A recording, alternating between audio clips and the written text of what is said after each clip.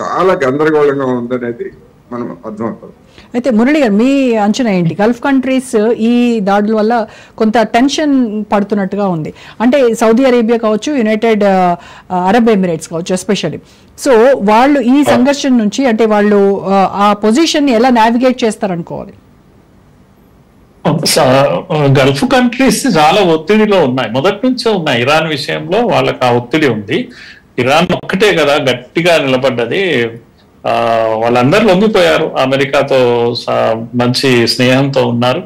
ఇలాంటి పరిస్థితుల్లో ఇప్పుడు అసలు ఇరాన్ కోరుకునేది ఈ కంట్రీస్ లో ఏ ఒక్కరు తనతో నిలబడ్డా మేము సాధించేస్తాము అనేటువంటి దీంట్లో ఉన్నారు. కానీ ఎవరు కూడా వచ్చే ఇది లేదు. కానీ మీరు అన్నట్టుగా మీ ఫ్యూయల్ ఛార్జెస్, పెట్రోలియం తగలబడిపోతుంది. ప్రపంచమంతా అందరికీ ప్రభావం, ఇది ఒక వాళ్ళకే కాదు, గల్ఫ్ కంట్రీస్ కాదు, ఇది అన్ని దేశాల పైన దీని ప్రభావం ఉంటుంది. ఆర్థిక మాంద్యం మళ్ళా వచ్చే ప్రమాదం ఉంటుంది. కనుక ఈ యుద్ధాలు ఆగాల్సిందే. ఇప్పటికే ఉన్న యుద్ధాలతోనే మనమంతా కూడా ఈ యొక్క డెవలప్మెంట్ ఆగిపోయింది, ప్రపంచ దేశాల ఆర్థిక వృద్ధి ఆగిపోయింది, అనేక కష్టాల్లో ఉన్నాం. ఇది ఒక్కసారి పెన్నమిన్ నుంచి పొయ్యిలో పడినట్టు అయిపోయింది ఈ యుద్ధంతో. ఇప్పుడు చేరుకోలేనటువంటి పరిస్థితి. కనుక ఈ ఒత్తిడే సమస్యను పరిష్కరిస్తుందని అనుకుంటున్నాను నేనైతే.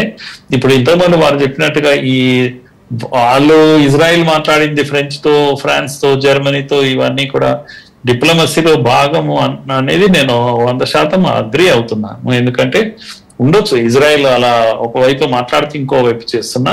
యుద్ధంలో మొదటి హత్య ఏది ఉంటుంది, ఎవరు హత్య గావిస్తబడతారు, ఎవరి ప్రాణం ముందు పోతుంది అంటే సత్యం హత్య గావించబడుతుంది అని అంటారు. కనుక యుద్ధ సమయంలో మాట్లాడే మాటలకు వేటికి వాల్యూ ఉండదు. ఎవరు మాట్లాడుతున్నా అది నిజం కాదు అని అనుకుంటుంటాం. ఎందుకంటే అందరూ యుద్ధ వ్యూహంలో భాగంగానే మాట్లాడుతుంటారు. కనుక ఆ విషయాన్ని నేను అంగీకరిస్తున్నా.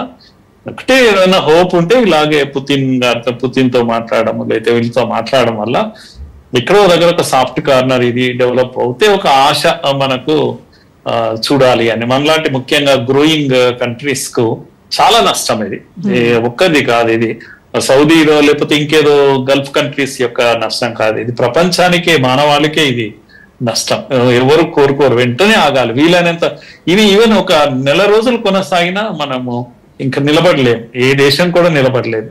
చాలా కష్టం. ముఖ్యంగా ఇరాన్ ఆపగలుగుతుంది. ఇరాన్ మాత్రం ఆయిల్ తప్పకుండా ఆపగలుగుతుంది. అదొక్కటి దానికి ఉన్నటువంటి బలము, అడ్వాంటేజ్. అది పర్వత శ్రేణులు అవన్నీ ఉన్నాయి కనుక ఇజ్రాయెల్ తట్టుకోలేదు ఇరాన్ తో. అమెరికానే లేకపోతే ఇజ్రాయెల్ లేదు అని నా అభిప్రాయం. రైట్ అండి. సో మన డిబేట్ లో ఒక షార్ట్ బ్రేక్ తీసుకుందాం. బ్రేక్ తర్వాత డిబేట్ కంటిన్యూ చేద్దాం. Stay tune.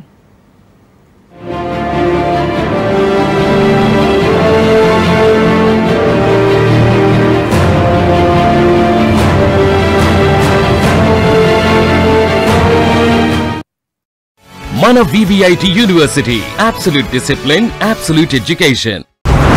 టెహ్రాన్ లో విధ్వంసం సృష్టించిన Israel operation rising lion next action ఏంటి? ఇరాన్ గుండెపై దెబ్బ కొట్టామన్న Netanyahu, Natanz nuclear plant ధ్వంసమైందా?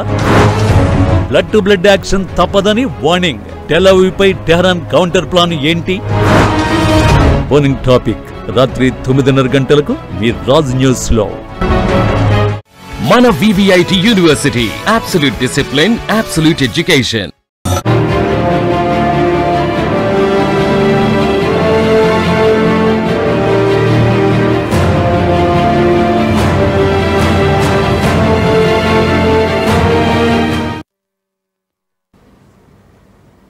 Right, welcome back to prime debate. Koteswara గారు మనతో. కోటేశ్వర గారు, ఇప్పుడున్నటువంటి ప్రజెంట్ సిచ్యువేషన్లో అమెరికా ఇరాన్ను లక్ష్యంగా చేసుకొని ఇజ్రాయెల్కు సపోర్ట్ చేస్తూ ఉంది కదా, మరి అలాంటప్పుడు పాక్ కానీ ఉత్తర కొరియా ఇలాంటి న్యూక్లియర్ ఆర్మ్డ్ స్టేట్స్ ఉన్నాయి కదా, వాటి పట్ల అమెరికా వైఖరి ఎలా ఉంటుందంటారు?